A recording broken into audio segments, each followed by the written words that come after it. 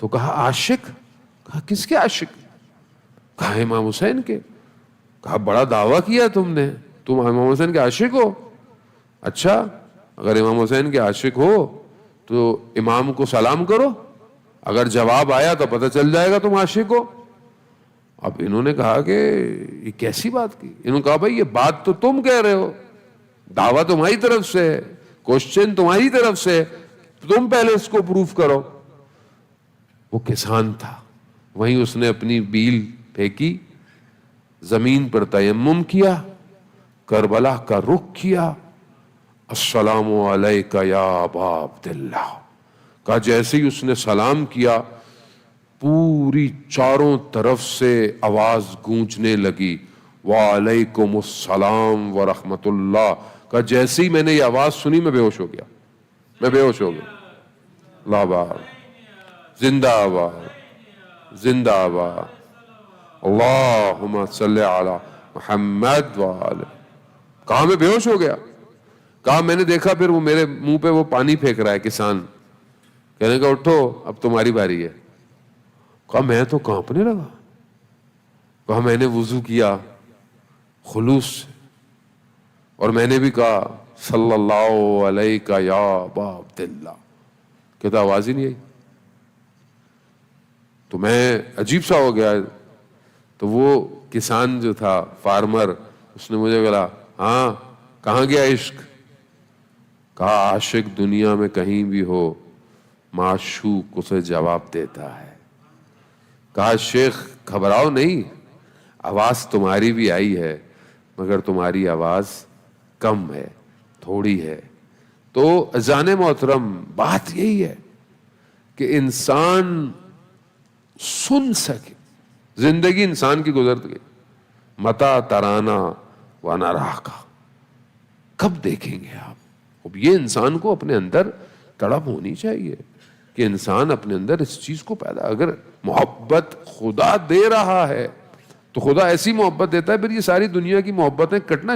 دیکھیں یہی practical steps ہیں. شکر ہے میری زندگی میں, ذکر ہے میری زندگی میں, مجھے خدا سے محبت ہے نہیں ہے, بس اس کو آپ اپنے اندر کوشش کریں. خدا کی بارگاہ میں آج آخری ماہ مبارک کی رات ہے, ہم اگلے سال تک ان چیزوں کو انہینس کر سکیں, اور ہر منتھ اپنے آپ کو چیک کریں. اگر ہر ویک کر سکتے ہیں تو بہترین, لیکن ہم منتھلی اپنے لیے ٹارگٹ, جیسے ہمارا بزنس کا ٹارگٹ ہے, جیسے ہمارے پاس اپنی ویژن سٹیٹمنٹ ہوتی ہے, ہم نے شارٹ ٹرم ٹارگٹ اچیو کرنے, ہم نے لانگ ٹرم ٹارگٹ اچیو کرنے ہوتے ہیں. اگر بزنس نہیں چل رہا اس کو کیسے انہینس کریں؟ جانے محترم علماء آپ کے پاس ہیں, اپرچونٹیز آپ کے پاس ہیں, فیسلٹیز آپ کے پاس ہیں, انٹرنیٹ ہے, ایوری تھنگ ہے. آپ آن لائن اسکالر سے بات کر سکتے ہیں, علماء, ہر چیز آپ کے پاس ہے, کوئی ایکسکیوز نہیں ہے. تو جب بزنس کے لیے اتنے پریشان ہو سکتے ہیں تو اپنی آخرت کے لیے بھی تھوڑا سا پریشان ہو. ہر مہینے میں دیکھیں ذکر بڑھا کہ نہیں بڑھا, شکر بڑھا کہ نہیں بڑھا. خدا کی محبت جب بڑھتی ہے تو دنیا کی محبت آٹومیٹکلی کم ہونا شروع ہو جاتی ہے. کم ہو رہی ہے یا بڑھ رہی ہے؟ یہ کون چیک کرے گا؟ کوئی بھی چیک نہیں کرے گا, یہ صرف آپ نے خود کرنا ہے. جانے محترم بہرحال امام جو ہے وہ فرماتے ہیں کہ متقین جو ہے اسے رات کا خوف, اس کی رات جو ہے وہ خوف اور خطر میں گزرتی ہے, اور صبح کو وہ خوش اٹھتا ہے. خطرہ اس کا کہ رات غفلت میں نہ گزر جائے, اور خوشی اسے اس بات کی کہ فضل و رحمت کی دولت جو اسے نصیب ہوئی ہے, اگر اس کا نفس کسی ناگوار یعنی کسی ان پلیزنٹ سچویشن کو برداشت کرنے سے انکار کرتا ہے تو اس کی من مانی خواہش کو پورا نہیں کرتا.